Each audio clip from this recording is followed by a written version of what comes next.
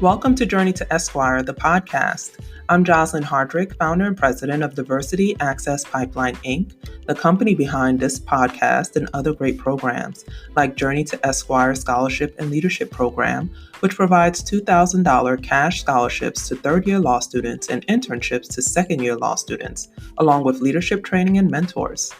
And Journey to Esquire, the blog, which provides insightful articles to help navigate you through law school and beyond. Find out more on our website, www.journeytoesquire.com. I have the privilege of knowing Katharine. Both me and her work at the State Attorney's Office in the 13th Judicial Circuit, which is located in Hillsborough County. And today, we are going to pass the mic to her to talk about her Journey to Esquire journey. Welcome, Katharine. How are you? Hey, Abby. Thanks. I'm doing great. I'm excited to be here. That's good. Okay, so can you introduce yourself to our listeners to just to tell them a little bit about yourself? Absolutely. So as Abby said, my name is Katharine. I work at the 13th Judicial Circuit with Abby as an assistant state attorney. I was born and raised in St. Petersburg, Florida. So I work not too far away in Tampa.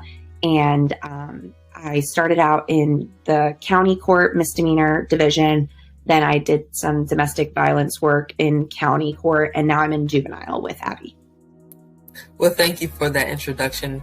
I want to take you a little bit back to the beginning of your journey. Can you tell us why did you decide to become a lawyer? Sure. So I always wanted to do something where I would be constantly learning and researching. I'm kind of a nerd and I like school. So I definitely wanted to spend a little bit more time in school and have a job that's analytical and allows me to kind of like delve into things and always have a new project I'm working on or case I'm working on. So I just wanted something that wouldn't be boring and that combined kind of my work ethic and kind of my ability to just want to work hard and do good work. Makes sense. So where did you go for undergrad and law school? I went to the University of Florida for undergrad and I got my degree in history. And then I also went to the University of Florida Levin College of Law for law school. So I'm a double Gator, go Gators. So yeah. So I want to talk a little bit about your law school application process. Can you walk us through that process from the beginning up to you applying for law school and also the LSAT process?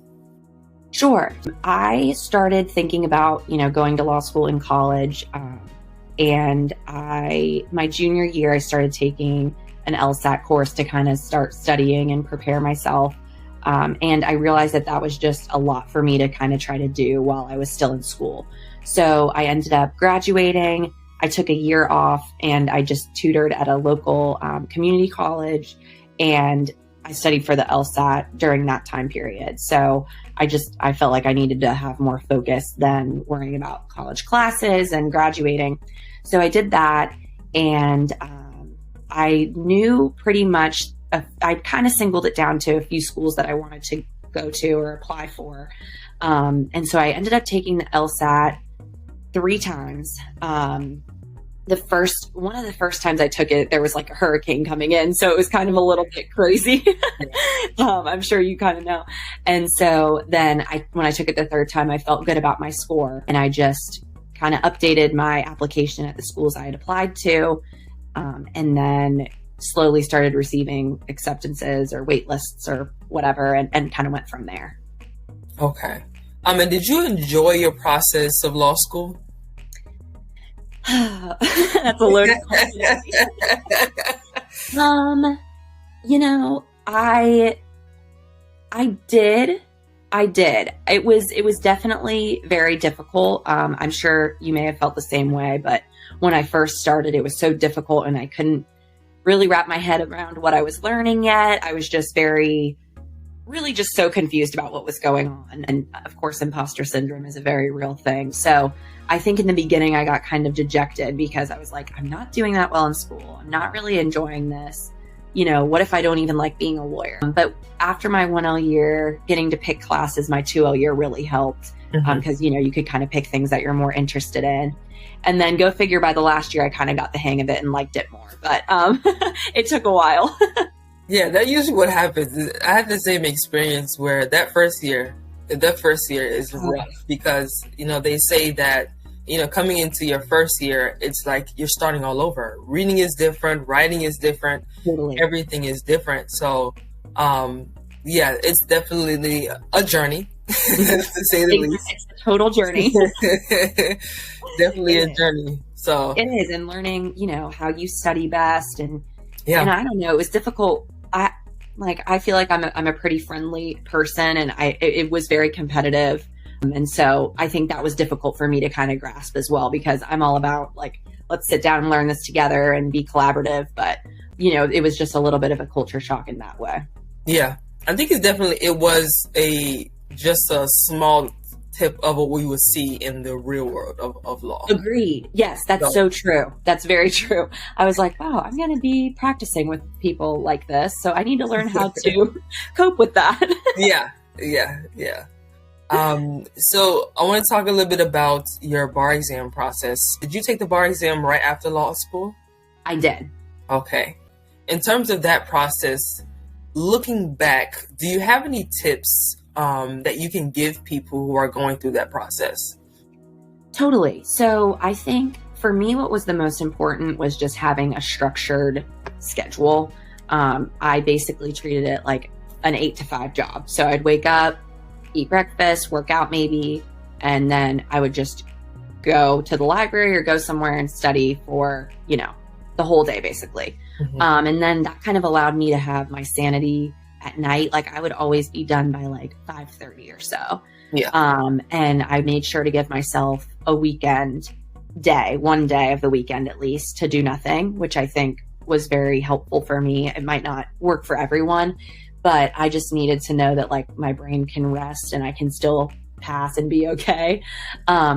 But I think also just staying positive is really important, because it's so easy to get dejected. You take a quiz and it's 10 questions and you get 3 right and you're like, there's literally no way I can pass the bar. I'm not going to pass.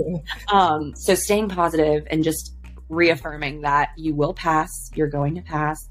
I think that really helped me. So definitely, and I would take time to kind of, if there was a subject or a sub-subject that I was struggling with, I would kind of sit down and go through that, give myself time to just slowly work through it. Because if you just kind of skim by thinking, okay, I sort of get this, it can come back to bite you. So yeah, sure. I definitely think that was pretty important. Just in whatever way you've learned in law school to kind of outline it for yourself or whatever, that definitely helped me. Yeah, that makes sense. I do like the point that you talked about mindset. It's a huge thing. It is. I remember I took a course alongside my traditional bar exam prep, and the group that I was a part of, one of the things that they kept pushing was your mental mindset, because they kept saying how that does play a factor into how you approach the bar and whether you believe that you're going to pass. Because your belief in how you're going to pass determines how you approach even studying. So totally. I love that you touched on that aspect. Yeah, that's neat that you took that course. I would have really feel like I would have benefited from that myself. Yeah, definitely. I definitely encourage people to take an additional side course, outside of the school prep that they give us. I think it's Themis and Barbary are the 2 main ones that when I was going to school that they had. And so it was just a supplement that was assisting me in the process. That's awesome. Yeah. And I also think keeping your circle kind of small in that time period is good too. Not listening to what everybody else is saying. Oh, I'm studying 60 hours a week and I get, 90%. Yeah. Okay, even if that's true, good for you. But I have a feeling that's not true. Just kind of keep your people close and just the noise, let it go to the side. Yeah, that makes sense. So after the bar exam, I want to talk a little bit about your job search and that process. So what was your journey to being able to acquire your first job? So I really knew coming out of law school that I wanted to litigate. I definitely just knew I wanted to be in a courtroom if I had that opportunity. And obviously the state attorney's office is a great place for that type of like hands-on immediate experience in that field when you're just coming fresh out of law school. Yeah. So I had emailed my resume and cover letter to the 13th Judicial Circuit, I think like while I was still in law school. And they said, you know, we're not really hiring now, but we'll let you know. And so I kind of just had to, I applied a few other places, interviewed a few other places, just never really felt a good, you know, sense of like, just, I didn't really feel a good vibe. Yeah. And so I just kind of kept waiting because I'd heard good things about the 13th. Mm-hmm. And they ended up reaching out to me after I took the bar, and they interviewed me and they offered me a job. And I was like, okay, well, sounds good. You know, it was just kind of like perfect timing, I guess. Yeah. But the job search is definitely difficult because, you know, you really can't help but compare yourself to what everyone else is doing. And, you know, people graduating and already know their job. And if you don't know yet, it can definitely be a source of stress. But I think just trusting, you know, if you are religious, trusting in God and the higher, you know, being, or if you're not, just the universe to kind of work out what's supposed to be. Yeah. I think that's definitely important. Yeah, it does. Yeah, that does make sense. So you touched on this briefly about the fact that you always knew that you wanted to do litigation. How did you go about choosing your area of practice? Was this in the beginning of law school that you knew, or was it through some form of experience in law school that you decided to litigation work? That's a good question. I think you know, there are like two types of people I feel like in law school. There's the people who are like just super geniuses and put their heads down and kill it. And you know, they're going to be writing like precedent one day. Yeah. And then I think there's like the middle, you know, where you're just kind of grinding it out.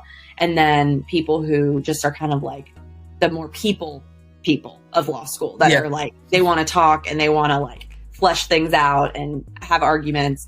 And I think that I fell more into that category of, I knew my kind of like interpersonal communication skills and public speaking abilities were some of my strengths. And so I just felt like that would probably play well for me in a career setting. So I really think that I just evaluated at some point, you know, what my strengths and weaknesses were.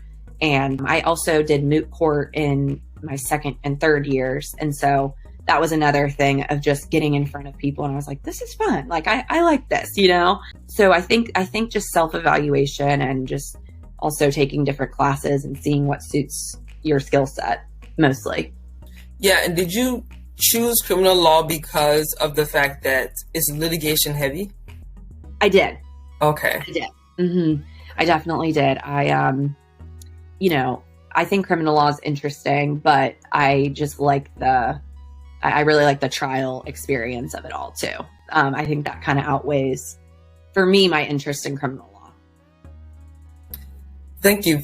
That makes sense. In terms of advice, what advice would you give to new and future law students?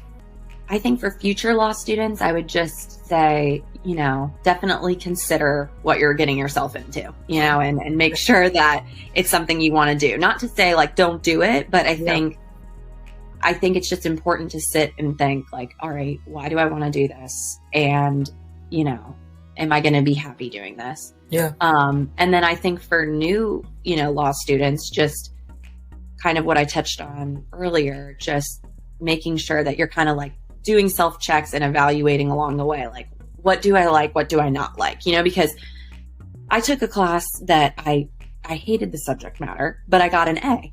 And I'm like, okay, so what you're good at isn't necessarily what you are going to like doing. So I think that is important to consider. Like, you know, a lot of people are like, well, you did so well in contracts. Like, you should be a transactional contract. It's like, no, I hated that class.